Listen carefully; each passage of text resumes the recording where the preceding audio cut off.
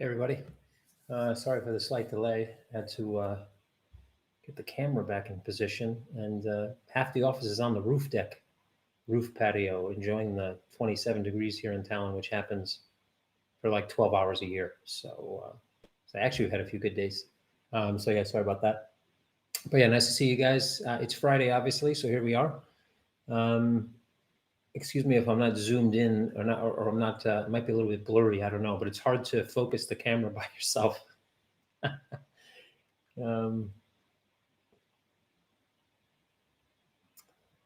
all right, so Brian made it in first this week. That's good. Bjorn Schmidt, Ola. We get like a new Bjorn every Bjorn. I still say Bjorn. I know it's Bjorn, but I like to say Bjorn. We get a new one every week, which is kind of interesting. I think it might be scary if I stream in 4K. To be quite honest, maybe not. I don't know. We'll get there eventually. I haven't even set everything up, right? Eventually, we're going to move to the green screen and all that good stuff, especially for Kevin Explains Crypto and things like that. Just haven't got too much other things to do, fortunately, I guess. Yeah, boomer. I really wish I knew what the definition of boomer was according to the internet, because that always boggles my mind a little bit. All right, 60 frames per second. All right, we'll knock that out next week. I promise. I'm really going to write it down. See, old school style. Whose pen is this? This is a Chainalysis pen. So there you go. So let's say 60 frames per second. Nice circle around it. I'll even put a star next to it. Look at that. So you're officially in the book.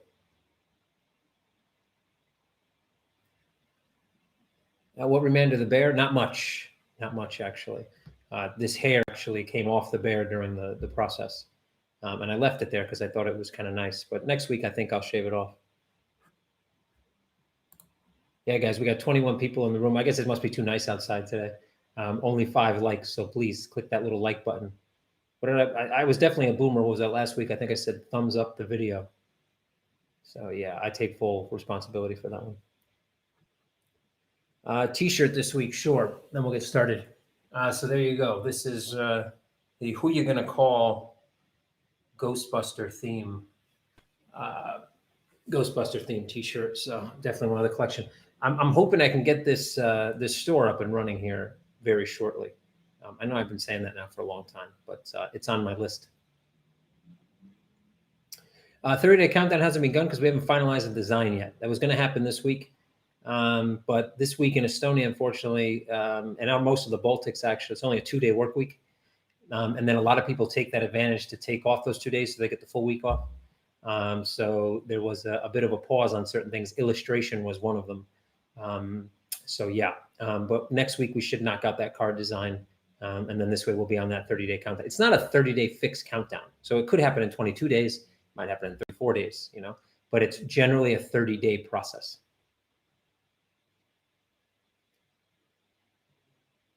Yeah, if you want to tell me how to put the camera on autofocus, I will do it. I am not a camera expert. So it's a Luminix G7. So anybody want to Google that real quick and send me some instructions, and I will get up right now and set it. So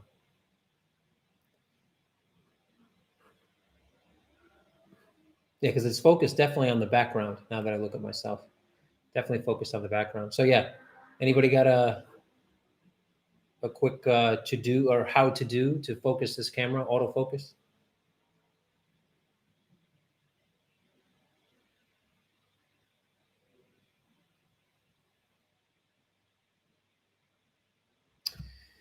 My favorite Kevin meme. Jesus. Oh, there's so many of them, I don't know. I like the XCM Not Dead one.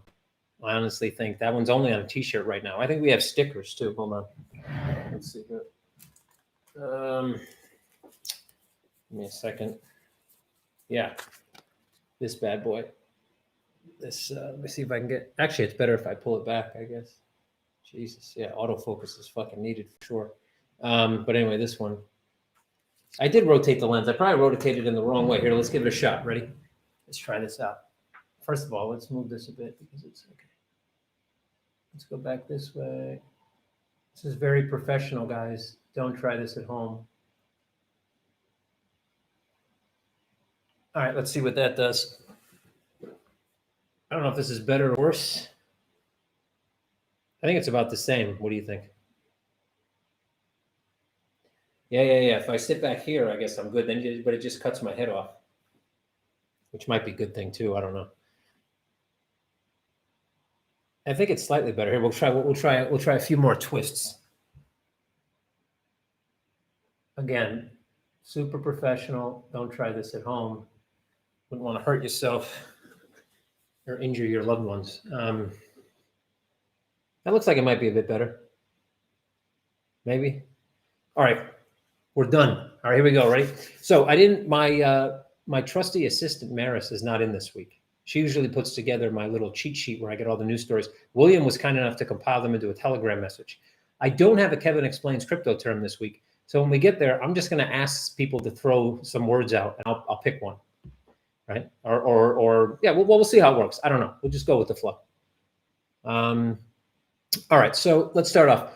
If you've never joined us before and you're still here after listening to me babble for about 15 minutes about whatever we were just talking about, camera focus.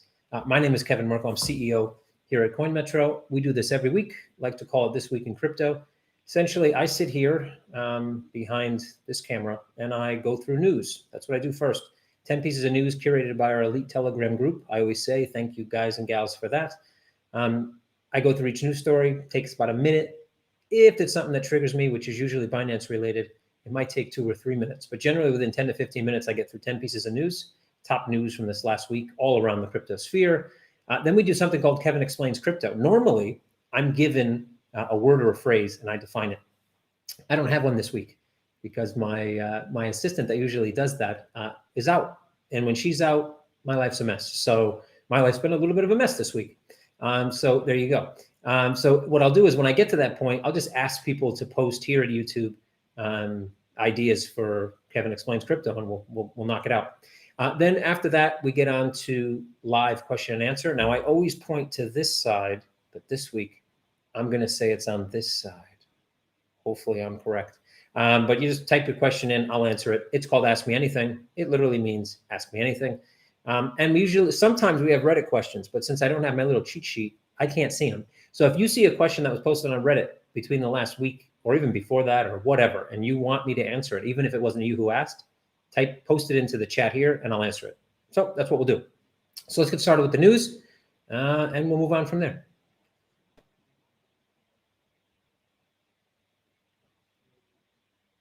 Okay, half press the shutter button. Yeah, I don't think that's going to work. Anyway, we're moving on. We'll get it done for next week. The problem is I got to move this thing. I do other videos and I move it back. I'm not a cameraman. Maybe in another life, but definitely not in this one. So number one on the list of 10 in news, Chainalysis institutional players are very busy with crypto.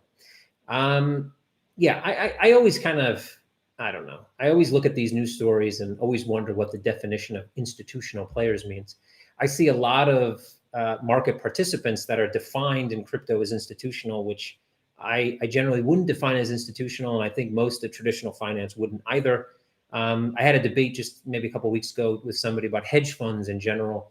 To me, hedge funds aren't institutional per se. Institutional for me are like endowments, pension funds, et cetera. Those are your true institutional players. Everybody else is just non-retail or professional or whatever, what have you. Having said that, obviously over time, every asset class, especially risk-on asset classes, are going to take on quote unquote institutional business. Because, well, they have to. If there's a lot of retail trading going on, institutions love to trade against retail guys because they usually lose. So it just makes sense. It also makes sense that, look, if you think about it, in the last 10 years, 20 years even, I'll even go 30 years. You know, every portfolio, no matter how conservative you are, has some percentage in some type of risk-on asset, right? But if you sit and think, what other risky asset could you put money with that potential has a huge upside? I mean, the downside is always to zero, right? That's it. People can argue, you know, that there's support, resistance, whatever, but the downside for any asset is always zero. That's the low as you can go. Sometimes, obviously, they can go negative, as we've seen with oil. But let's say the low is pretty much zero, right? So thinking of that with the potential upside, what has there been in the last 30 years that gave so much potential upside with the same potential maximum downside? It hasn't been much. So the fact that now there's ways for these managers, portfolio managers, hedge fund managers, et cetera, to diversify by way of futures, backed CME, whatever, and get into Bitcoin for the most part, Ethereum. Of course they're going to do it. They're not going to do it in mass. And it always depends if they're getting into a synthetic or a deliverable or a future that's only delivered on a certain date, which may never actually be delivered because it may be settled instead of delivered in a different way, settled for cash, etc. So all that stuff comes into play. But it makes sense that as the market matures, or even as time goes by without it maturing, that more institutional players will come into the market. That's just the way it is. Number 2 on a list of 10, New York Fed's Bitcoin is just, New York's Fed, Bitcoin is just another fiat claim sparks controversy. Yeah, I think this was generally just kind of a typo, to be honest, rather than anything else. Somebody didn't click, Control F, replace with, in the document they released, and that's it. And whoever proofread it didn't really read it. Bitcoin is not a fiat. You could make the argument. So the term fiat just means that there's no underlying value, that you have faith in whoever issued this currency, that it's worth something. And well, I guess without the whoever issued, because obviously no one really issued Bitcoin, it's more decentralized, obviously, than fiat is. But you still have to have faith, I would imagine, to a certain extent. So I guess from a philosophical standpoint, Bitcoin could be another fiat. But in terms of what we talk about in crypto as fiat, being fiat currencies that are, let's say traditional currencies that are backed by nothing more than the faith to the government. The faith of the government will actually pay the debt that's tied to those notes. It's an erroneous statement. And I honestly think it was just a typo. I don't think it was a misunderstanding. I think it generally was, a typo. So we'll see. I don't know. I think when people saw it, everybody got all, anytime the Fed says anything, that people tend to get, traders especially, tend to get all rustled up and their feathers get all ruffled and they have to, scream and yell and whatever. But at the end of the day, I don't think this really means much, to be quite honest. Number 3 on the list of 10, Jay Clayton leaves SEC, crypto industry hopeful for Bitcoin ETF approval. I don't know why there's so much hype tied around this ETF approval. There was a lot of hype tied around futures that happened. The market really didn't care. There's been hype tied around other things that have happened, and the market really didn't care. Understand that still the vast majority of this market is retail driven, hype driven. So yes, there is some hype that comes with an approval, but it's short lived. And does it really change the adoption of Bitcoin? Look, for a Bitcoin to be adopted, people actually have to use it. People actually have to transact in it. And the ETF is going to open doors to people who know and deal in ETFs, which doesn't mean mass adoption. Doesn't even really mean that much more liquidity than that's already drummed up on the synthetic markets through the futures and even on the deliverable to a certain extent. So I'm not sure why everybody's got their hopes tied into these ETFs. I think, to be honest, if and when one gets approved, it's going to be a mediocre response, even short-lived, and almost no response, like a net neutral effect over the medium to long term. But yeah, and I don't think Jay Clayton leaving the SEC makes any difference unless they bring in Satoshi Nakamoto to head the SEC. And to be honest, even then, because if the guy whoever Satoshi Nakamoto is, at the end of the day, or Satoshi, sorry, Jesus, Friday. At the end of the day, even he probably doesn't like many things that have happened to Bitcoin over the course, right? So maybe he even wouldn't approve the ETF. Who knows? But I don't see it in the short term that it'll happen, regardless who leaves or comes and goes. But I don't think it makes much difference either way. Number 4 on the list 10, millennials prefer Bitcoin over gold, real estate, and government bonds, survey says. Yeah, millennials grew up on the internet. And they, I don't want to say this, but I've read it many times that millennials are kind of lazy. And, that's compared to, I guess, every generation, right? If you worked at a factory and like had to make belt buckles and sweated all day and had to walk uphill back and forth to work or something, in 6 feet of snow in a horse-drawn carriage that you had to pull yourself. I'm pretty sure everybody's lazy. But you know, I think, look, millennials grew up on the internet. They grew up, you know, outside of kind of, I would say what conventionally would be called traditional markets. They're not really concerned about ownership. Things like Uber and Airbnb have kind of killed this old urge to own something.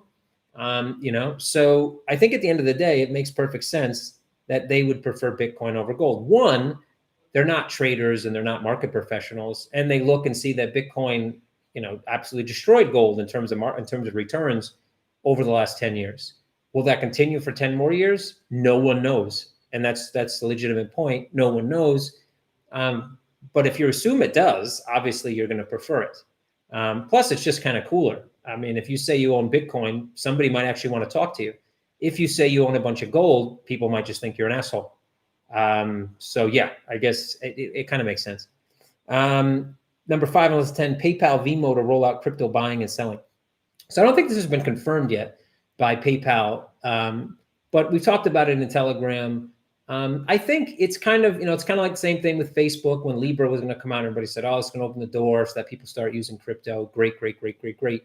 I would imagine at first, considering the regulations that PayPal is under, the business PayPal is in, and the history that PayPal has with regulators and their own client base, that initially they're going to do something like Revolut-esque, where you'll be able to buy Bitcoin almost like a CFD, an Ether, or whatever, and you can see it in a balance, but you're not going to be able to remove it off the platform.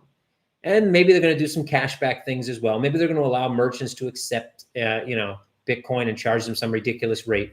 What it will do is it will bring some awareness to people that never used crypto. Crypto has, and it has since the beginning and still has, a major UI UX problem, right?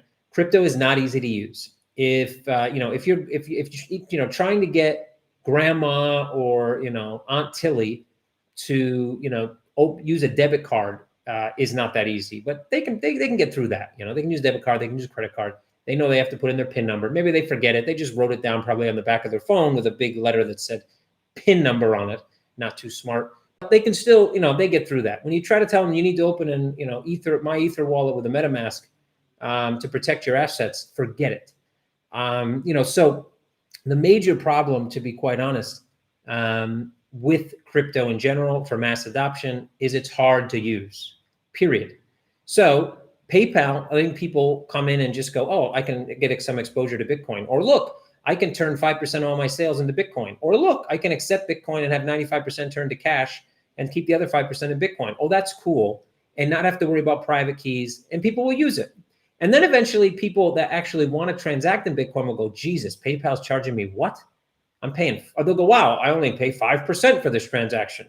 And then they'll do a search online and find out you can buy Bitcoin for 0.1% and go, and they'll move to an exchange. So I think for exchanges that are kind of well placed, have fiat on and off ramps, it's a blessing. It's a blessing, and not necessarily in disguise, because they have a reach of 300 million or so users, probably 80% with frozen accounts, but they do have a reach. And at the end of the day, that reach is going to help adoption, and it'll help because it's easy, right? And all the other platforms, CoinMetro included, our job is to make sure that we can make an almost or even easier process, but do so with more unique products. And, you know, that's the goal. New York regulators, number 6, to pair companies with guardians for a conditional bit license. Yeah, this happens in traditional markets as well. I mean, it's basically them saying, okay, you can start doing this. You're going to have kind of an external auditor that's going to be over your shoulder all the time for the first 6 months, year, 3 months, whatever.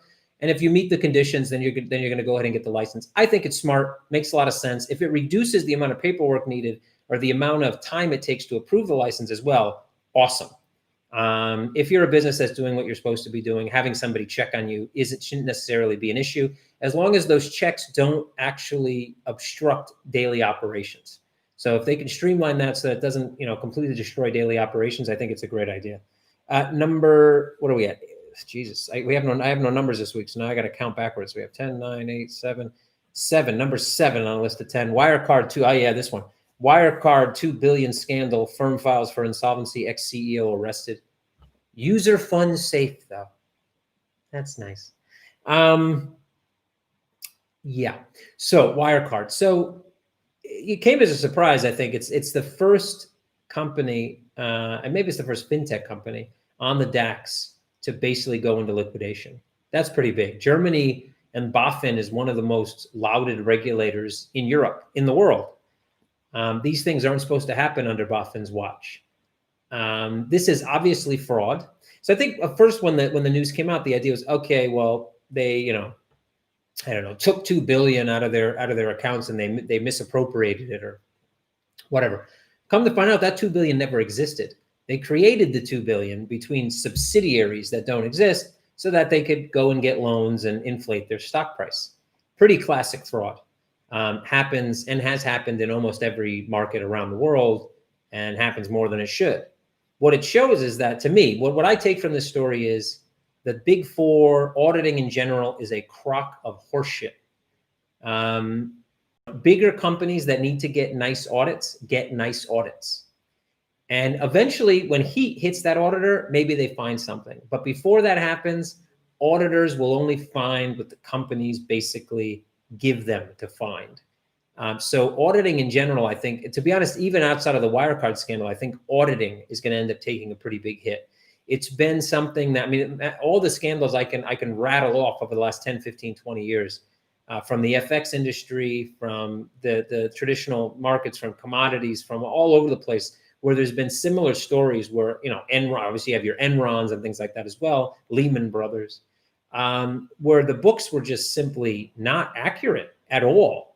And, how do you actually find out when you have when somebody has a team that's working to make sure that data is not being seen by the auditor doesn't really, it's not easy for that auditor, given the way audits work, to actually find that information.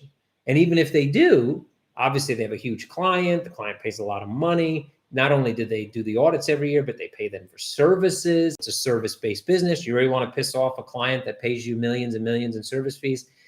It's a broken system that needs to be fixed. So this is going to highlight some of that, and that's a good thing. As far as Wirecard goes, it's still unclear to me. I think their holding company is the one that has the main issue. Obviously, the holding company is tied to the bank, the acquirer, and the issuer. Guys who issue the cards, the acquirer that actually does merchant transactions, charges credit cards for merchants, and then their bank.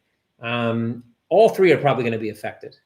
The loans it's going to be a long, hard-fought case, and I think over time it's going to affect many different pieces. Obviously, it's affecting crypto, people like crypto.com, who I just saw some news that, UK and Europe cards have been cut off after MasterCard said only 2 days ago that they would make sure guys were kept whole. I've also seen crypto.com mention that they have no money with Wirecard, which is impossible because in order to facilitate transactions with Wirecard, you obviously have to have money in an omnibus account.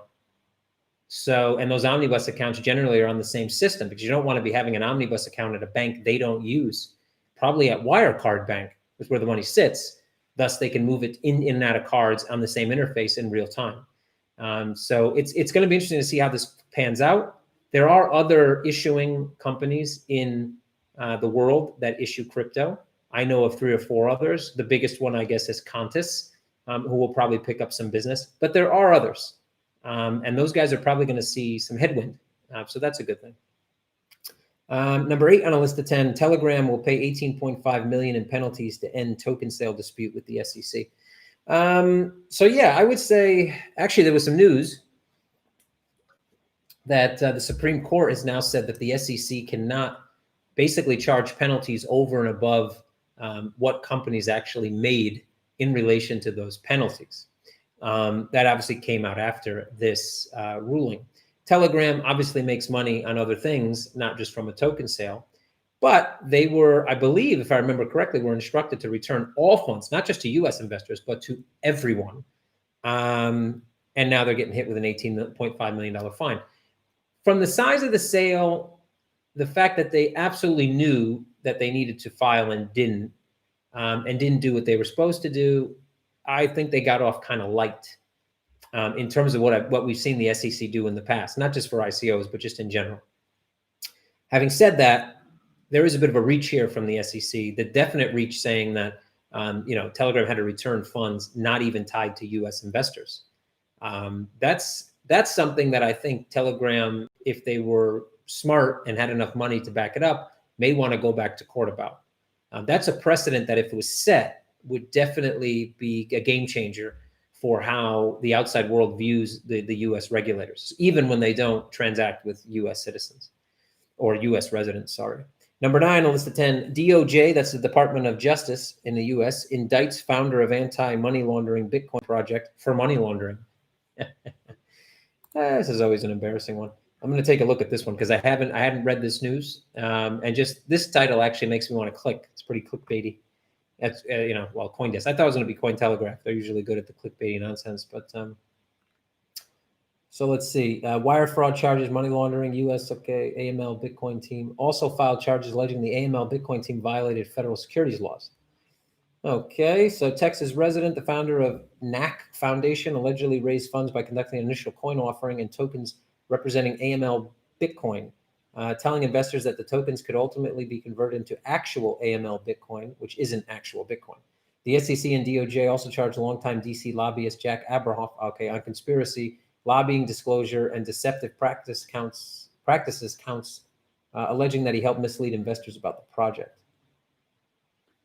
Okay, so they claim that the AML Bitcoin cryptocurrency would include features that would allow the cryptocurrency to comply with anti-money laundering and know your customer regulations and laws by using biometric technologies, among other methods. Okay, so basically, they've never really launched an AML product. They just said they were actually creating one, and they didn't. So yeah, this whole thing about compliant blockchains, compliant tokens does puzzle me a little bit, because there's no real need to go that far. And even if you did, most blockchains can't handle the throughput that would be required to really use these things in any true onboarding fashion. I mean, if you get 10,000 clients, 20,000, 30,000 clients a day trying to go through the Bitcoin blockchain, for example, for AML procedure, you're gonna be on a backlog for quite some time. So I don't really understand that. But yeah, so it's just a basic fraud case, basically. They had a product that they said they were selling, and they never really had the product. And they also ran, obviously, a token sale in the US without getting the proper exemptions. So kind of cut and dry. They're definitely going to lose that one. Yeah, I guess the best thing they can do is negotiate down the penalty. Number 10 on list 10, Binance-backed blockchain auditing firm partners with HDAC to track Internet of Things devices. I think this was thrown in just because it says Binance, just to try and piss me off. It is, but I'm going to try to get through this one. Auditing firm Certic and Haddock are teaming up to bring Internet of Things devices onto a blockchain. Okay, so Oracle information put on a blockchain. Lots of companies already doing that. I guess these companies want a piece of that action. They saw what happens with Chainlink, et cetera. I think that my thing is, in the future, I do think companies like Chainlink and interoperability companies are going to do quite well for the next few years.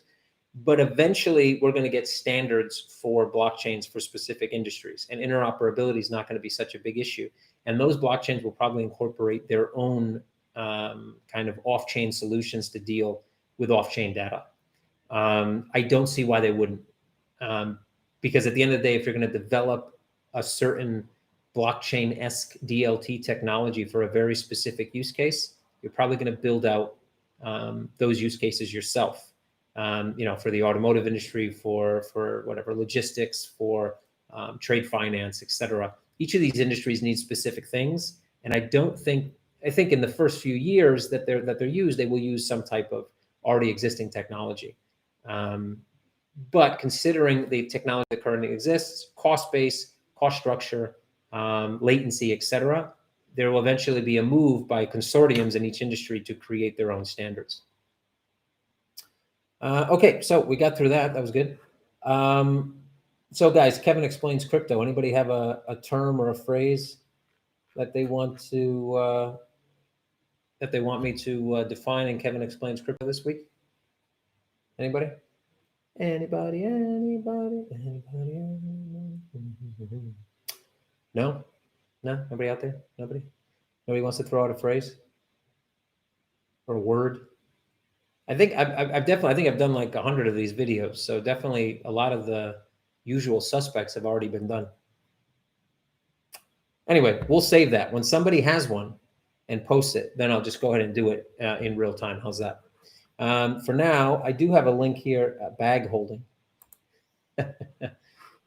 That's not a bad one, I guess. That's definitely crypto related. I don't think I've never heard anybody say bag holding when it comes to equities or anything else.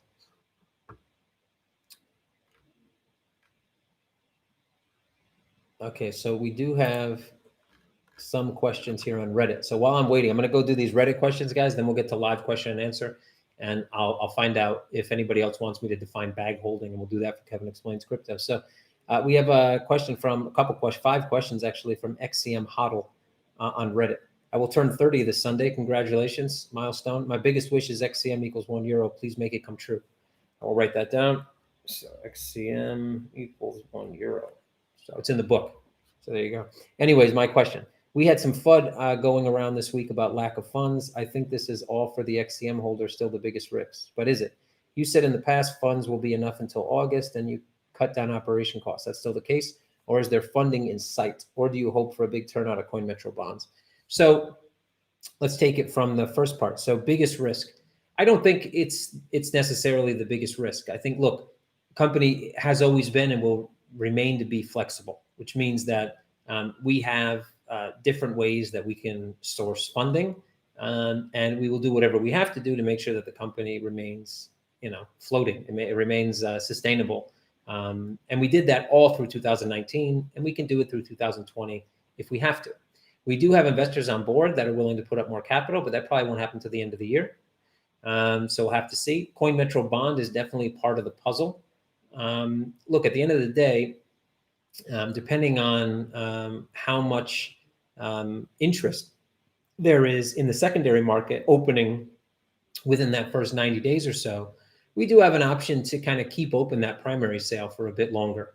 And there's definite interest there. We've already gotten interest from parties that are already linked to CoinMetro, parties not linked to CoinMetro. The daily interest rate is really something that I think a lot of people are very interested in, especially in the current climate. And the ability to gain that interest for 2 years and then still have an option to either get into XCM or get into equity. And if not, sell out in the secondary market, right? So I do think, I think, and I know that there's interest. We do expect to raise some funds there.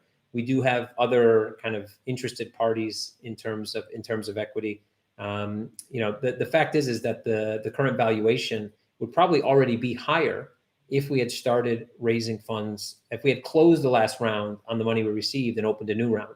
But we decided to keep this round kind of open and then include the bond in that round. So bondholders would get, if they convert into equity, would get the same current equity deal that's on the table. And in 2 years from now, it's not going to be the same.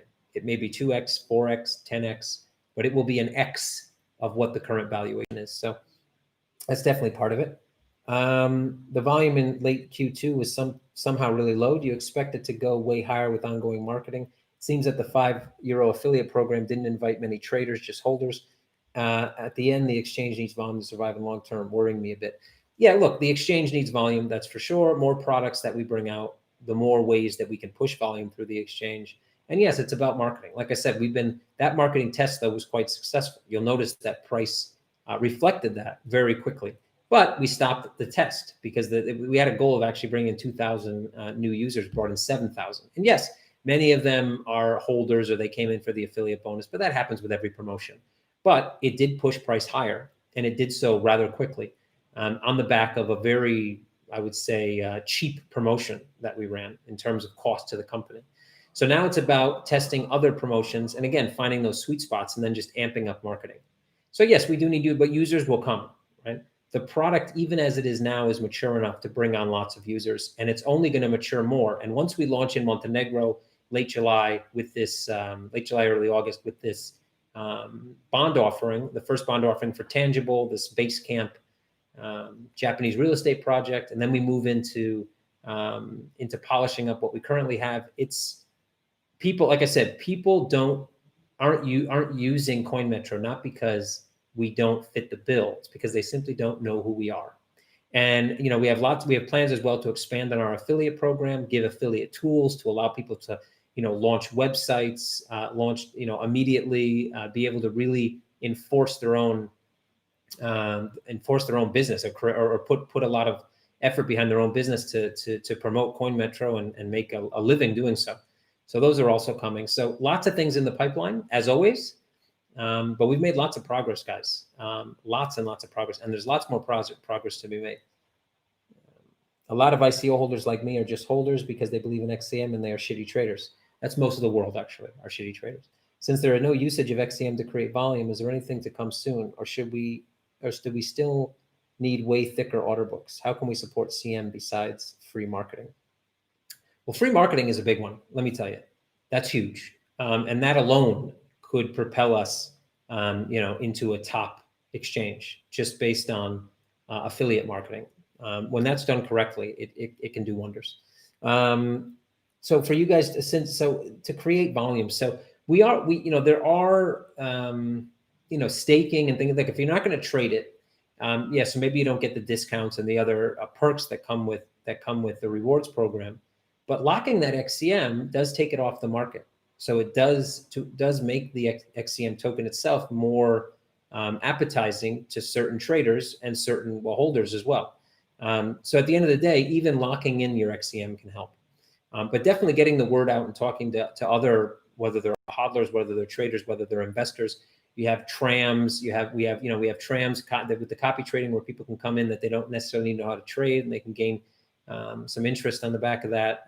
We have other things coming down the pipe, like being able to get involved in these security tokens, these regulated assets, which is huge, really huge, to be honest. So all the, there's going to be more and more that come out over time, more and more things. Debit cards obviously coming, virtual IBANs. I think this has been asked, will come out at the same time as the debit cards. Lots of new currencies coming on board. So yeah, there's lots to talk about at CoinMetro. There's so much to talk about that a lot of times we forget what to talk about, to be honest. Can you answer the question, what does CoinMetro offer that other exchanges can't offer? Why should you switch if you use Binance, Kraken, Coinbase for shilling on 4chan with a short video? Please tell me we are all going to make it. Well, we're definitely going to make it. Like I said a million times, the people that fail in life just give up. That is literally the secret to success. Anybody that asks you about the secret to success, it's don't give up. It's as simple as that. The guys who succeed don't give up. So we don't give up. So it's inevitable. The timeline might differ from what you may have envisioned initially or what you want, but timelines are, timelines. So when it comes to your question, so it depends, right? I think we're not going to be perfect for everyone. And you never build a system that's perfect for everyone. What happens in like novel markets, in markets that are new, people end up at one place and they learn at that place. So maybe they end up on Coinbase as their first exchange a year ago, 2 years ago, whenever it was. And they learned how to use Coinbase, and they never traded before. They bought some Bitcoin, they bought some Ethereum, whatever they did, and they learned to do it there. And it was difficult for them because it was the first exchange they used. They didn't understand anything. Asking them to go to another exchange can be quite difficult, not because of anything other than the fact that they remember how difficult it was to use that first exchange. So part of it, I think, is UI UX. Part of it is saying that it'll be easy. Don't worry, it's an easy journey. Two is, obviously, you say don't mention fees, but fees has to be a part of it, and it's not just about commission fees. It's about all other fees as well. It's about not just what you're paying for every single exchange, but the fact that, obviously saving money, especially if you're doing any types of volume, is important, and it always is. Customer support is a big one. We have people 24/7 live on chat to help everyone. People come in here and Telegram and get helped as well, even though sometimes we just throw them back on support. But most exchanges don't have that. Most exchanges make you wait, and then even then you don't get a satisfactory return. We're focused on regulation, which to some people, for some reason, seems to be that they think it's a bad thing. But that's lessening now. I think more and more people are looking for regulated exchanges. They see what happens to unregulated exchanges.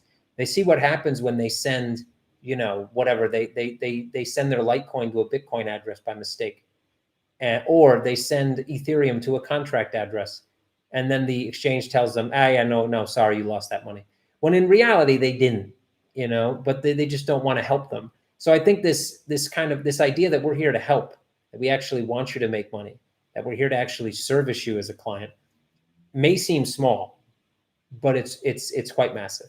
The ability, you know, to kind of have a holistic product offering where, yep, you can come in and just buy a Bitcoin really quick. You can buy some Ether really quick. You can swap between crypto right from the dashboard. It's pretty intuitive. You know, or hey, if you want to try out trading, you have the exchange platform. It's a bit more to learn, but you can do it. You know, it's not, you don't have to really think about it too hard.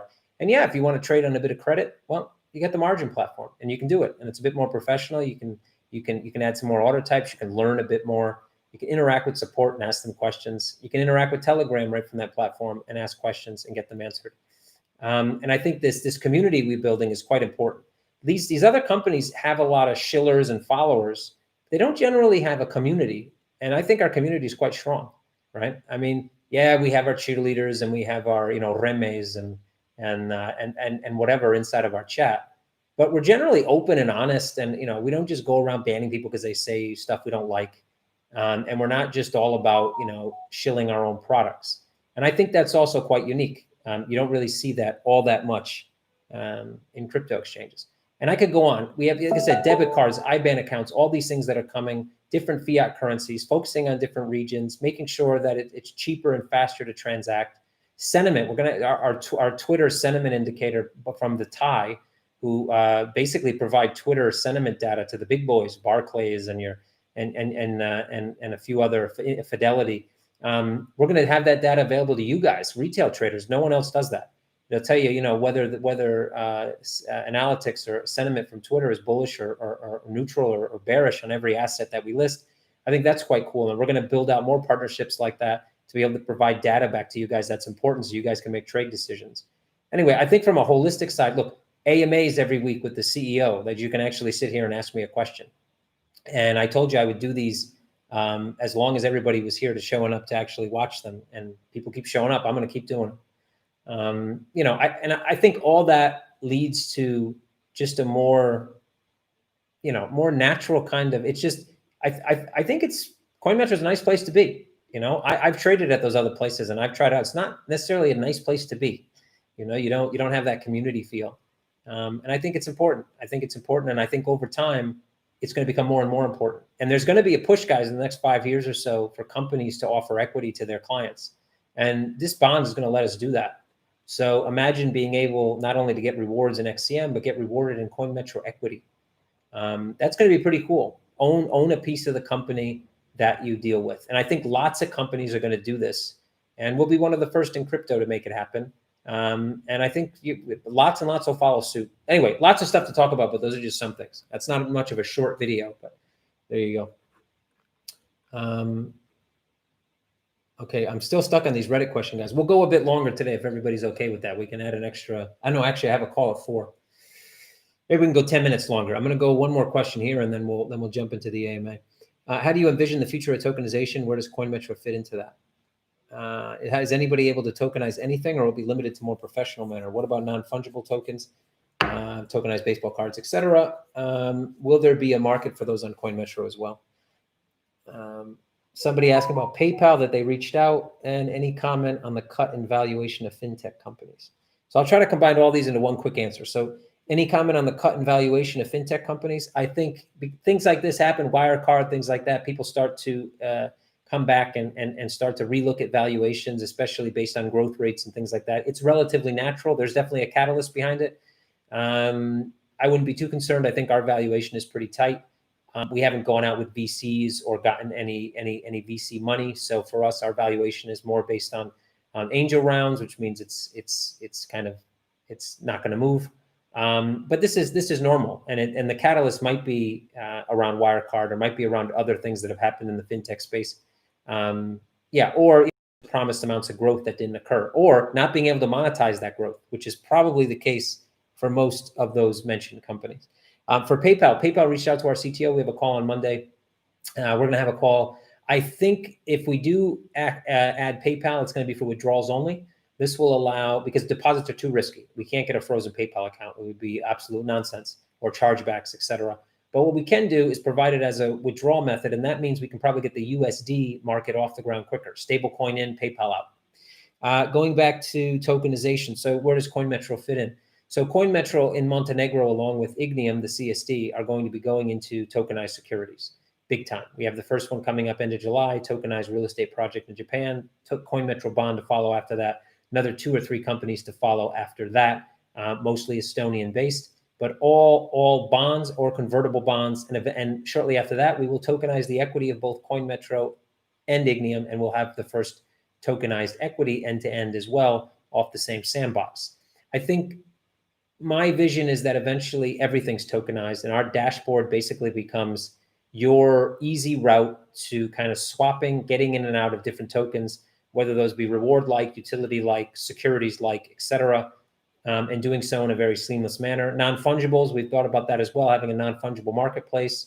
I think we can definitely start looking at non-fungibles after we get through this initial Montenegro sandbox. It's been discussed internally already. I think it's a unique market. I know I look at my daughter, she's 8. I didn't really collect baseball cards, but I had some. I had Garbage Pail Kids when I was a kid, cards. And, people collecting. Pogs came out when I was a bit older, but anyway, I remember Pogs. Beanie Babies were a big hit at some point. I think I was already too old to own one, but the point is that these things are basically, now digital. My daughter wants to buy digital artifacts on all the games she has. She doesn't care about going to the toy store anymore. She wants, 10 euros to buy some digital artifact on Animal Jam, for example. So I think non-fungibles are going to become quite big, and I do expect that we will have a marketplace for them, for sure. And maybe even our initial marketplace items might be tokenized memes. So we can take all these CoinMetro memes, tokenize them, and allow people to actually trade in memes. I think that would be kind of cool for a test case. It wouldn't be there really to make money, but it would be a great test case of the technology, I think, and really give it a kind of CoinMetro spin, which would be quite cool. All right, let's get into Ask Me Anything. Sorry about taking long there, guys. Give me a second while I try to find myself. Here we go. All right, I'm going to scroll up here. Lots of scrolling. Okay, so when everybody was talking about me, boomer, someone struggling with technology-ish and saying things like, when I was young, insert stop story. Okay. So incorrect definition of boomer, but hey, I mean, I get it now. So I'll try not to be boomerish. Though it gets difficult when you get older, man, especially when people say really dumb shit and you have to go, dude. And then you give the old, when I was, whatever story. Hopium, I think I provided some hopium. PayPal had reached out. I think we covered that one. There are too many. Yep, there are too many. I would agree with that. Senor Kevin, I would love to see more XCM utility, like posting, collateral, etc. But XCM lacks liquidity. Please help. Yeah, we'd all love to see that. And unfortunately, there's no magic button. We could do what everybody else does and just wash trade our own token. And when I say everybody, I do mean everybody. And wash trade our own token on our own exchange, inflate the volumes, get up on the coin market cap list, number 12 or something exchange, go on all the different crypto podcasts and say how awesome we are and how much volume we have, and then simply market make everybody's trades and hope most people lose, and then roll that money back into marketing to actually get real volume. But that's not what CoinMetro is about. So unfortunately, it is a bit of a waiting game, but it's a self-fulfilling prophecy. So as we do marketing, as we do bring in more people, XCM will gain more liquidity. Yep, taking longer than we initially imagined it would. There was, a global pandemic somewhere in there. There was lack of funds somewhere smack dab right in the middle. There were, issues with initial dev teams at some point. So we've weathered lots of storms together, guys, like lots of storms, man. And now I think, we're in pretty calm waters. And now it's really just about focusing energy. And I think we've done a great job of doing so. So we're getting there. And XCM utility is something that's always on our minds. But we don't want to create utility just to create utility. So it's about creating products that drive usage and then create the utility tied to the product. And I think that's super important. And that's what we're doing. So just like, look, we had a comment on here the other day about the CoinMetro bond. And I don't remember who it was that brought it up. I think it might have been here on the AMA, actually. And we did that. Actually, I don't even know if we've announced this, but essentially how the bond will work, ICO contributors are going to get 12% on that CoinMetro bond. Tier 3 will get 11, Tier 2 will get 10, Tier 1 will get 9, everybody else will get 8%.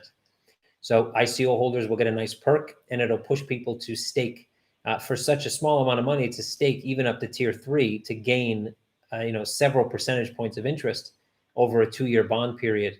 Most people will probably opt to do that, or at least a good minority, a large minority will opt to do that. So again, adding in, we didn't create the bond to create utility, but we created some utility inside the bond. So how is the upcoming marketing campaign? I didn't know it was posed in collaboration with an advertising company or something. Yeah, so that specific campaign, they actually, when we found out how the campaign was going to be run, it was completely different from how they sold it to us. So we paused that one, and we started to work on other things. We have some press releases that are getting lined up for different product releases. We have press release on a partnership. We're now shortlisting some new assets to come on, and we've been in talks with their communities. Some of them have been responsive. So we're moving into other types of tests. Other talks are still underway in Europe to get some exposure on Twitter and Facebook. We have this Kevin Explains Crypto site, which I still need to make some videos for. Lena Morteza, please don't shoot me. I'm getting there. I'm hoping to make those today. So I'll do a little quick shave and come back down here, set the camera back up, hopefully focus it well, and knock those out. So what is CoinMetro doing regarding marketing? Okay, so I think we kind of covered that. Do you feel that CM is ready at this point to do mass marketing, or do you think there's more platform overhaul? I think as is, we can do it. I think we always kind of strive for something better, something better, something better. At some point, though, you have to launch. You can always improve. And I think if I look at the competition, what we have now, to be really honest, in many ways, is at the level or better. So, yep, might need a bit of polishing. Yep, maybe there's a few UI UX things that still need to be polished up. We have a great UI UX guy on the staff now. Shout out to Igor if he's watching. Hopefully, he's working. Working and watching would be acceptable as well. But so yeah, I think we could and we will, but we want to make sure that we get the right optimization on those ads, and that's why the testing.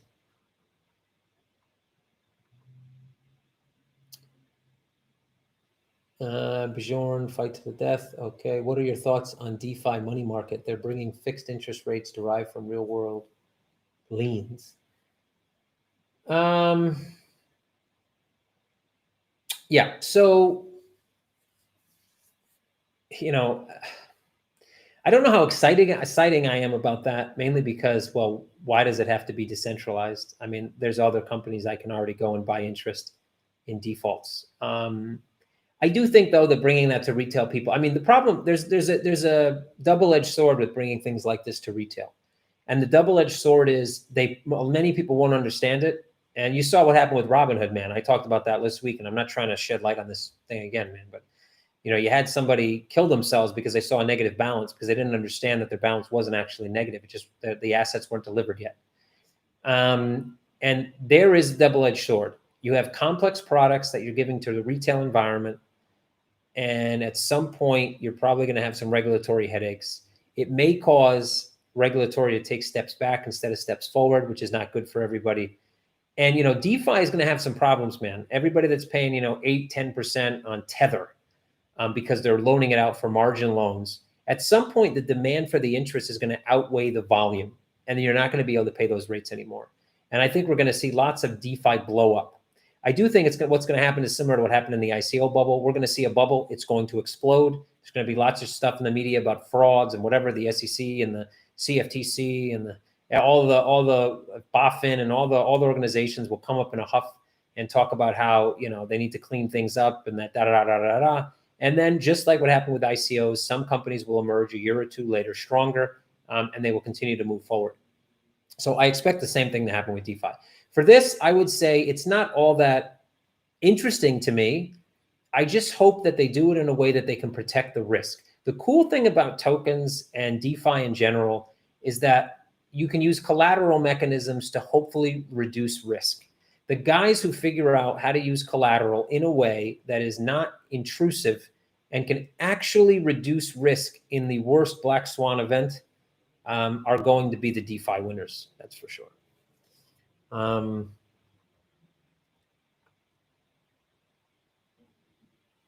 BizDev, sorry, I missed what Jet Fuel said, but I do see someone. Have you considered marketing news sites like Cointelegraph? Yes, 100%. We're not sitting there tweaking all day Google ads, guys. All those things are on the radar. Obviously, though, there's a cost, and we have to figure out with smaller exposure what the actual cost of acquisition is tied to those type of campaigns, because companies that have big budgets may spend $500,000 between 5 different sites and see a decent return on their investment. But maybe, and a lot of these guys aren't going to go back and actually do the analysis to figure out what actually worked and what didn't. They just keep pumping the money because it seems to be working. And that happens a lot in the ICO bubble as well. Here, we want to make sure that we fine tune. So yes, obviously, the majority of our advertising budget is not going to be spent on Google, Twitter, or Facebook ads. But remarketing and retargeting through those platforms is essential to make sure that you get the most reach when you have something on Cointelegraph or whatever, so that you can repurpose that content. Debit cards ETA. So hoping we get this illustrated back online Monday, Tuesday, and then within the week have the design, shoot it out, then the clock starts. What is this? Kevin explains crypto Euro said. Jesus, what are we making fun of euros even in the? Hey, I think that's, I don't know. I literally had to Google search that. I don't know. I guess we could do bag holding anyway. When is the first airdrop for the airdrop family going to happen? We're actually in talks with a few different potential assets we want to issue, and we're talking about the airdrop family. So potentially it could happen in, I guess, August, July, August, when new things start popping up on the exchange. When do you think the first real day trader is going to join? I don't know. To be honest, he could join right now, and work it out. All right, guys, we're about 5 minutes over. I'm going to try to take a few more questions. Unfortunately, I do have a call, so but you can always tag me on Telegram at Kevin Murcko. You can tag me on Twitter at Kevin Murcko, and I'll answer your questions. And if I don't, just tag me again. But normally, I try to get to all of them. Any restrictions to U.S. residents for the CM bond? Working on that right now, Violet. So it's not clear to me right now if we're going to be able to allow U.S. residents, but it's something that's on the cards, and we're doing the necessary research now to see how it can get done. Yeah, well, look, maybe we end up changing the format. I think what we could do is simply reduce the amount of news. I think some people do come for the news. Maybe I'm wrong, but I do think some people come to get a recap on news. But we can incorporate the news with questions, meaning kind of we do one news story, we get some questions, and then we do another news story. And if we get through 3 or 4 of them, that's fine. Japanese real estate tokenization seems that like mostly CM people, then CM Bond and Sandbox. Is there any outside interest beyond you guys using it for yourselves? Well, that's the goal, Jonesy, is to get the outside interest. So we're currently looking for basically bookmakers and placement agents that can work with the CSD to help bring in outside investment into the projects that list through the CSD and do their primary either on CoinMetro or through Ignium directly. So those are ongoing conversations and talks. But yeah, obviously we're not doing this just for the CoinMetro community, though there will be definitely participation from the CoinMetro community, that's for sure. Did CM sell XCM during the recent up and down? To my knowledge, no. So we were working on setting up some automated systems inside of our own admin panel that would allow us, if and when we need to, quickly turn on automated selling based on an algorithm, price range, small amount per every 30 minutes, et cetera, et cetera. But that was just in development, and so no, we haven't been selling as of yet. We can cut the news short. We can try that. Could you do a separate news show? Sure, I could do a separate news show. Why not? We can basically reformat this Friday show into an Ask Me Anything. Keep it at an hour, and then maybe on Wednesdays or Mondays, maybe Monday might be a good day. We can do a news recap and keep it to 30 minutes, something like that. Yeah, make some comments about that in Telegram. Maybe we can run a poll, and we'll change up the format and see how it works. All right, guys. So we're 8 minutes in. I'm going to run so I can make it to this meeting, which is actually about Tangible, the Japanese project. So thank you guys for being here. Appreciate it as always. Spend some time with friends and family. Like I always say, don't look at prices. And of course, everybody you talk to over the weekend, make sure you subliminally say XCM at least 10 or 15 times so they go home and check us out. So talk to you guys next week, same time, same channel, perhaps with a different format. And tag me on Telegram, like I said, at Kevin Murcko, and I'll answer your questions there. And if you want, tweet me at Kevin Murcko as well, and I'll tweet you back. So thank you guys. Thanks for the time. Chat soon, and have a great weekend.